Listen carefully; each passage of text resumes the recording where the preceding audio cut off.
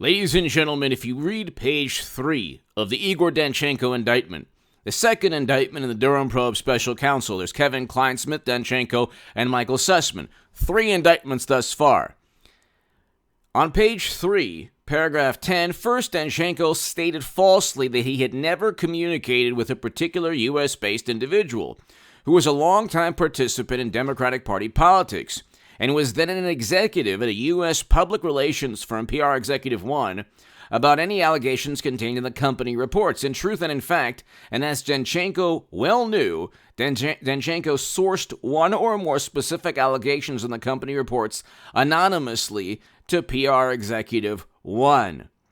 Now, what is he doing? What is this gentleman doing, along with Sussman, being fed information or feeding information or working alongside longtime Democratic operatives?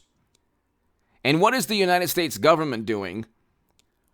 Accepting information from Democratic operatives, knowing they're Trump's direct political rivals. Why would you investigate Trump if you knew that his direct political rivals were trying to disseminate information to loyalists within the government to get them to investigate an incoming president? You can look at the Sussman indictment, that's on page 10. Also in or around the same time and in connection with Tech Executive One's joint effort with Sussman, Tech Executive One similarly asked Originator One and 2 computer researchers, Researcher 1 and Researcher 2, who worked at a U.S.-based university, University One, to search broadly through internet data for any information about Trump's potential ties to Moscow. In connection with this tasking, and as alleged in further detail below, Tech Executive One's goal was to support an inference and narrative regarding Trump that would please certain VIPs. Why are these people so interested in pleasing Democrats who happen to be paying them? Obviously, that's a rhetorical question. You can go back in time a little bit, and this is an Observer article. Hillary Clinton's network host asked Reddit how to delete very VIP emails. And this is Reddit's Stone Tier. Quote, I may be facing a very interesting situation where I need to, delete a VIP's very VIP email address from a bunch of archived email. Basically, they don't want the VIP's email address exposed to anyone. I want to be able to either delete or replace the email address in the to from fields in all the emails we sent out, wrote Reddit user Stone Tier in the post. Does anyone have experience with something like this and or suggestions on how this might be accomplished? It's unbelievable how the Clinton campaign, Democrats, you can even say President Mashed Potato Brains, our current president, and his son Hunter, and his brother James, and all the emails that point to almost certain criminal activity, okay? You can just type in indicted, arrested Democrat. You'll find a lot more you'll find a lot more articles in the past 5 years than indicted or arrested Republicans. Now, I'm not bound by either political party, but I like Donald Trump. I like Ron DeSantis. I like Tulsi Gabbard if it's Tulsi Gabbard versus Mitt Romney, for example. But I'm voting for Trump in 2024. I'm voting for DeSantis if it's not Trump, but it'll probably be Trump, almost certainly.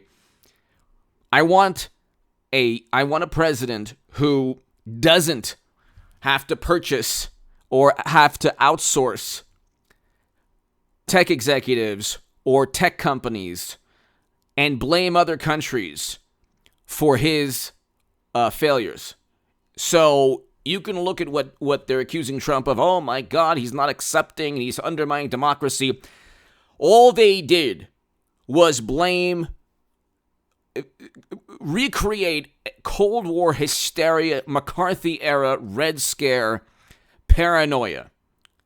And then they're the ones saying, oh my God, our democracy is being undermined by Trump. They did this for 4 years, close to 6 years. They framed and set up people, Carter Page, Michael Flynn, George Papadopoulos. They set up and framed these people. They did that against Trump. Trump didn't do that against people.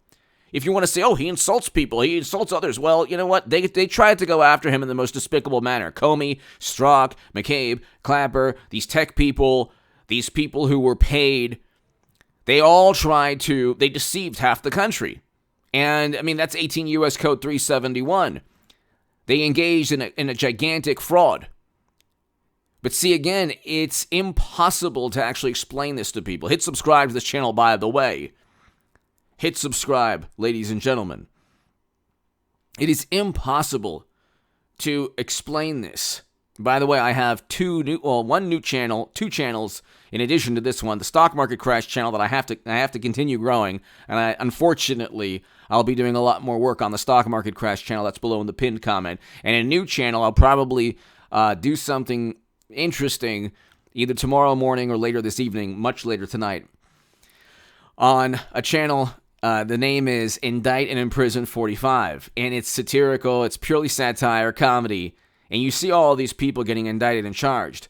The same morally superior, wonderful liberal Democrats who just shrug their shoulders when you have the lieutenant governor getting charged. Name me a Republican lieutenant governor. Name me a Republican lieutenant governor. By the way, when people say, how could you be okay with Tulsi Gabbard and Donald Trump and Ron DeSantis? Are you kidding me?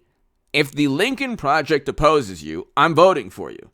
So if the Lincoln Project opposes an individual, they're speaking the truth. Or if, let's say, Bill Kristol, or if, let's say, for example, they're against never-ending counterinsurgency conflicts, and they're against censorship. So Rand Paul, Tulsi Gabbard, Trump, DeSantis, against censorship, suppression of dialogue and speech. They're against this Cold War hysteria that Democrats live within. They need it to survive. They have to blame other countries while they then say that Trump is xenophobic. All Democrats have done is blame other countries for their failures. And then they say Trump's xenophobic. But honestly, he's not. You could look at the Doha Agreement. That reversed 20 years of foreign policy, failed foreign policy, started by the Bush, Cheney, and Rumsfeld people. I'm assuming that DeSantis is going to be the same type. You see what's taking place in Florida. What he's done, there's nothing bigoted at all.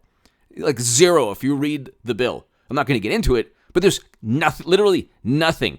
What Democrats have said about it is it's the exact opposite. But then again, you have to understand, without Twitter, that's why they're so paranoid and petrified with Elon Musk purchasing Twitter. Without fabricated narratives and retweeting lies and hyperbole and this, apoplectic and hysterical type of, propaganda spin all the time on Twitter. If they don't have news, they'll create news on Twitter. Democrats don't survive as a political party. You have our president, mashed potato brains, shaking hands with ghosts. He's just shaking hands with nobody there. And he's being propped up by media, and his poll numbers are almost the lowest in history. President Trump reached two points lower, but he had all of media against him. All of media against him for 4 years in the most hysterical manner possible. President Mashed Potato Brains has media propping him up, and he has the benefit of these indicted people, whether it's Kleinsmith, Danchenko, Sussman, all the operatives they worked with, all the political operatives they worked with that were paid by the Democratic Party, infiltrating the United States government. Look, if Trump or Rudy Giuliani or the MyPillow CEO or anyone close to Trump, if they purchased a dossier and they gave it to the FBI, there is no way that Christopher Wray would take it and say, oh yeah, let's go and investigate Democrats. But Comey did. They never look. See, this is the problem with wonderful, highly educated, morally superior liberal Democrats. They never flip the script. They never imagine if the shoe were on the other foot, if the tables were turned. They never ask, could Republicans get away, or could Trump get away with what we did to him? It would never have taken place. You can look at that summer, the summer of Trump's last year in office. And I agree with the cause. Very important cause. $1 to $2 billion in property damage, 25 lives lost. much worse than that fateful, horrible day in January. But look where the vengeance and the vitriol is. It's Trump and our democracy. But you know what? All throughout that summer, in every major city, there were curfews. The media didn't care. They said fiery but peaceful. Do you know how many lives were upended in that summer? How many lives were ruined and upended, and businesses? And, it's not like these, morally superior, wonderful, wonderful, beautiful, amazing, highly educated liberal Democrats. It's not like they're looking at, what happened in that summer and with the same scorn and condemnation. When people on the left engage, whether it's buying a Steele dossier or what happened in the summer, or they get away with a lot more. They have all of media to serve as a public relations easy landing cushion, and it's fiery but peaceful with a building in flames behind the journalist. Okay, it's mostly peaceful. And with Trump, it's, oh my God, he's a Pied Piper. Oh my God, the sky is falling. But we have record highs in inflation now, and it's only going to get worse. How can you go into a recession raising interest rates? Can you tell me that if you've lasted this long? How can you go into a recession raising interest rates? Well, we've managed to do that. I wrote about that in the Federalist below. By the way, to my new Patreons, thank you so very, very, very much. If you know a new platform other than Patreon that you would rather give or contribute to support my work, let me know in the comments section. But inflation through the roof, geopolitical nightmare that Biden's trying to utilize to say, well, it's not my fault that gas prices are at all-time highs, or inflation, or that we're going into a recession. No, it's like I wrote about this long before the geopolitical nightmare taking place. It's in the Federalist. I'll be writing more in a couple of months as well, in the coming weeks. But I predicted the stock market crash, unfortunately, that we're going to have. But you have to ask yourself, if they need Twitter to be a form like a political tool that silences conservatives. The interesting thing is, it's like these people have replaced religion. These wonderful, beautiful, highly educated liberal Democrats, they've purged themselves of friends and family. They have no clue why anyone would vote for Trump. I understand why people would vote for mashed potato brains Biden. You might understand that watching this, but the average Democrat has no clue. They're on Twitter. They're never really interested in politics, but they suddenly, the past couple of years, read the New York Times and think that, CNN and the New York Times are unbiased and they're middle of the road. They don't realize that they're like echo chambers and they amplify the Democratic Party line on everything. They're basically a newsletter, like newsletters for the Democratic Party. Or if the Democrats, if a political party had a station, it would be, obviously CNN, MSNBC. And publications, The Atlantic, New Yorker, New York Magazine, BuzzFeed, you can go on forever. Vanity Fair, Esquire, The Washington Post, the New York Times. It's like a public relations monstrosity. And they all were very interested and obsessed with baseless claims against Trump and horrified and indignant at baseless claims against beloved mashed potato brains Biden. He's such a good person. Shaking hands with nobody. And they have the benefit of 4 to 5 years of lies. And then they complain about Trump's lies. Nobody has lied more. Nobody has deceived more than American media the past 5-6 years, pertaining to Trump, Russia, and other issues as well.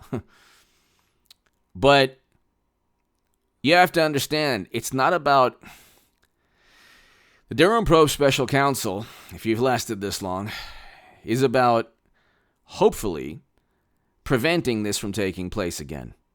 And you just can't infiltrate the United States government with lies that political operatives of a direct political rival purchase. You can't have the U.S. government investigating incoming candidates. It's never happened before. It should never happen again. And if you look at the indictments, you'll see within each indictment there is a clear tie to a Democratic operative or to the Democratic Party, a clear money trail as well. Give me your thoughts below. Hit subscribe.